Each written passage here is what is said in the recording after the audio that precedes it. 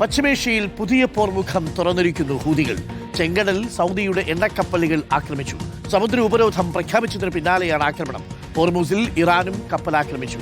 തുടർച്ചയായ 12ാം ദിനവും ഇറാനിൽ അമേരിക്കൻ ആക്രമണം രൂക്ഷമാണ്. മുഷഹർ ആണവ നിലയത്തിന് സമീപം പവർ പ്ലാന്റ് ആക്രമിച്ചു.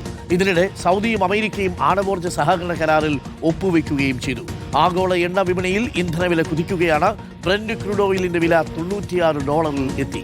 ഫൈസൽ ഹംസയുടെ കൂടുതൽ വിവരങ്ങളുമായി. Faisal Hamza, very good morning. Faisal Hamza, സൗദിയാണ് യഥാർത്ഥത്തിൽ പെട്ടിരിക്കുന്നത്. സൗദിയിൽ നിന്ന് എണ്ണയോ മറ്റ് ചരക്കുൽപ്പന്നങ്ങളോ കൊണ്ടുപോകേണ്ടത് ഒന്നുകിൽ ഹോർമൂസ് കടലിടുക്ക് വഴി ഒമാന്റെ തീരം വഴിയാണ്, അതല്ലെങ്കിൽ യമന്റെ തീരം വഴിയാണ്. ഇങ്ങനെ രണ്ട് സാധ്യതകൾ മാത്രമാണ് സൗദിക്കുള്ളത്. എന്നാൽ ഒരു ഭാഗത്ത് ഹോർമൂസിൽ ഇറാന്റെ ഉപരോധം, ഇപ്പോൾ ഇതാ യമന്റെ ഉപരോധം, ഹൂതികളുടെ ഉപരോധം യമന്റെ ഭാഗത്തുള്ള കപ്പൽ ചാലിലും. ചുരുക്കത്തിൽ സൗദി കുടുങ്ങി എന്ന് വേണമെങ്കിൽ പറയാം. എണ്ണവില ഉയരുന്നു. അതിനിടയിൽ അമേരിക്കയും സൗദിയുമായിട്ട് ആണവ കരാറിൽ ഒപ്പിടുന്നു. എന്തൊക്കെയാണ് അവിടെ സംഭവിക്കുന്നത് പശ്ചിമേഷ്യയിൽ? ഗുഡ് മോർണിംഗ് ഡോക്ടർ അരുൺകുമാർ സൂചിപ്പിച്ചതുപോലെ തന്നെ സൗദി അറേബ്യയ്ക്ക് രണ്ട് മാർഗങ്ങളാണ് ഉണ്ടായിരുന്നത്. ഒന്നുകിൽ ഹോർമോസ് കടലിടുക്ക് വഴി ചരക്കുകൾ എത്തിക്കുക, ഇന്ധനത്തിന്റെ നീക്കം നടത്തുക എന്നുള്ളതാണ്. അല്ലെങ്കിൽ അവർക്ക് പൈപ്പ് ലൈൻ ഉണ്ട് രാജ്യത്ത്. അവിടെ തെക്ക് വടക്ക് പൈപ്പ് ലൈൻ ഉണ്ട്. ആ പൈപ്പ് ലൈൻ വഴി ചെങ്കടലിലേക്ക് എത്തിക്കുകയും ചെങ്കടൽ വഴി ഈ ഗതാഗതം സാധ്യമാക്കുകയും ചെയ്യുക എന്നുള്ളതാണ്. പക്ഷേ അതിന് നേരത്തെ തന്നെ ഹൂതികൾ അവർക്ക് മുന്നറിയിപ്പ് നൽകിയിരുന്നു. സമുദ്ര ഉപരോധം അവർക്കെതിരെ, സൗദിക്കെതിരെ പ്രഖ്യാപിച്ചിരുന്നു. അതിന് പിന്നാലെയാണ് ഇപ്പോൾ ചെങ്കടലിൽ ആക്രമണം നടത്തിയിരിക്കുന്നത്. നമ്മൾ ശ്രദ്ധിക്കേണ്ട ഒരു കാര്യം, യമനോട് ചേർന്ന ബാബൽ മന്ദബിലല്ല ഇപ്പോൾ ആക്രമണം നടത്തിയിരിക്കുന്നത് എന്നുള്ളതാണ്. ജിസാന് സമീപമാണ്. അതായത് ബാബൽ മന്ദബിന് പുറത്തേക്കും സൗദിയുമായി ചേർന്ന ചെങ്കടലിലേക്ക് ഹൂതികൾ ആക്രമണം നടത്തുന്നു എന്നുള്ളത് സൗദിയെ സംബന്ധിച്ചിടത്തോളം കാര്യങ്ങൾ സങ്കീർണമാക്കുകയാണ്. സൂയസ് കനാൽ വഴി അത് യൂറോപ്പിലേക്ക് എത്തിക്കാനുള്ള ചരക്കുകളായിരുന്നു പ്രധാനമായും സൗദി ഈ ചെങ്കടൽ വഴി നടത്തിയിരുന്നത്. അതിനാണ് ഇപ്പോൾ വിഘാതമുണ്ടാകുന്നത് എന്നുള്ളതാണ്.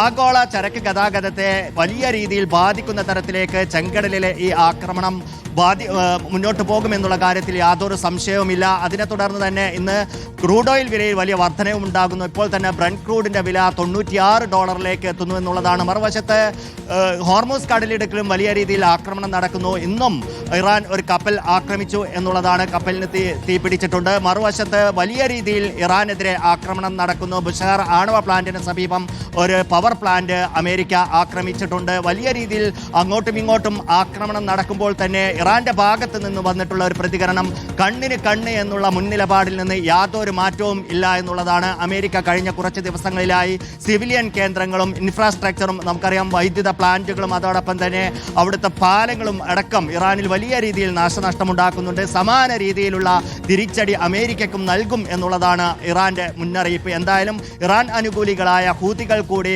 ചെങ്കടലിൽ പോർമുഖം തുറന്നത് ഇന്ധനവിലയെയും ആഗോള കപ്പൽ ഗതാഗതത്തെയും ചരക്ക് നീക്കത്തെയും വലിയ രീതിയിൽ സാരമായി തന്നെ ബാധിക്കുമെന്നുള്ള കാര്യത്തിൽ യാതൊരു സംശയവുമില്ല. Doctor Arunkumar, thank you. Faisal ഹംസയാണ് വിവരങ്ങൾ നൽകിയത്. ചുരുക്കത്തിൽ കുടുങ്ങി സൗദി എന്നുള്ളതാണ് വരുന്ന വിവരം. ചെങ്കടലിൽ പോയാൽ ഹൂതികൾ, നമ്മുടെ ഹോർമൂസ് കടലിടുക്കിലേക്ക് വന്നാൽ ഇറാൻ. ഇതാണ് അവസ്ഥ. അപ്പോൾ എന്തായാലും കാര്യങ്ങളൊക്കെ കുറച്ച് സങ്കീർണമാണ് എന്നുള്ള വിവരമാണ് ഇപ്പോൾ ഫൈസൽ ഹംസ നൽകുന്നത്. പശ്ചിമേഷ്യയിൽ സംഘർഷം എന്ന് പറയുന്ന സമയത്ത് നമ്മുടെ നെഞ്ചിലാതി. പ്രിയപ്പെട്ട പ്രേക്ഷകരെ, ജനനായകൻ എന്ന പേരിട്ട വിജയിയുടെ പടം റിലീസാകുന്നതിന് മുമ്പ് വിജയ് തമിഴ്നാടിൻ്റെ ജനനായകനായി ഇതും ഒരു നിമിത്തമല്ലേ എന്ന് ഡാനിയൽ എന്ന് പറയുന്നൊരു പ്രേക്ഷകൻ പറയുന്നു. പിന്നല്ലാതെ വല്ല കാര്യമുണ്ടായിരുന്നു സ്റ്റാലിൻ ഗവൺമെൻറ്റിന് ഈ പറയുന്ന കാര്യങ്ങളൊക്കെ പിടിച്ചു വയ്ക്കാൻ? ഒടുവിൽ സ്റ്റാലിൻ ഗവൺമെൻറ് ചിത്രത്തിൽ നിന്ന് അപ്രത്യക്ഷമാവുകയും യഥാർത്ഥ ജനനായകനായി നമ്മൾ വിജയ് വരികയും ചെയ്തു, അല്ലേ? അന്നേ അനുവാദമൊക്കെ കൊടുത്തിരുന്നെങ്കിൽ ആ സിനിമയുടെ ഒരു വിധി കണ്ടെത്തി അങ്ങ് പോയേനെ, അല്ലേ? അപ്പോൾ പ്രിയപ്പെട്ട പ്രേക്ഷകരെ, സമയം 7 മണി കഴിഞ്ഞ് 55 മിനിറ്റ് ആയിരിക്കുന്നു. നമുക്കൊരു കുഞ്ഞിടവേളയെടുത്ത് വളരെ പെട്ടെന്ന് തിരിച്ചു വരാം. പ്രധാന വാർത്തകളിലേക്ക്